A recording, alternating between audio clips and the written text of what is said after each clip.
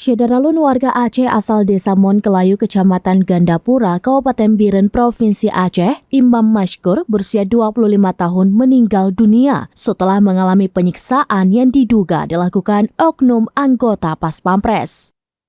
Belum diketahui persis bagaimana kronologis peristiwa penyiksaan yang menyebabkan warga Aceh tersebut meninggal dunia.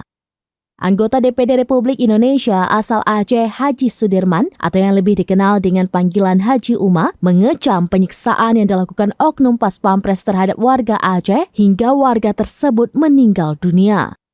Selain itu, Haji Uma juga meminta Presiden Jokowi menindak tegas oknum Pas Pampres tersebut dengan memberhentikan dan menghukum dengan seberat-beratnya.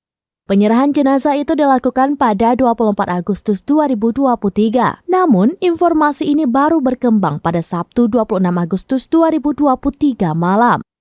Menurut Haji Uma, dalam berita acara penyerahan jenazah Imam Mashkur disebutkan laporan Pomdam Jaya tertanggal 22 Agustus 2023 tentang tindak pidana merampas kemerdekaan seseorang, pemerasan dan penganiayaan yang mengakibatkan mati yang diduga dilakukan anggota Pas Pampres Praka RM dan kawan-kawan.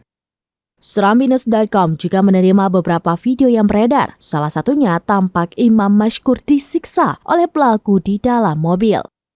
Sementara video lainnya tampak seorang laki-laki warga Aceh menerima telepon dari Imam Mashkur. Dalam video itu terdengar suara Imam Mashkur yang meminta dikirimkan uang sebesar 50 juta rupiah. Dalam percakapan itu juga terdengar bahwa Imam Mashkur menyebutkan bahwa ia sedang dipukuli.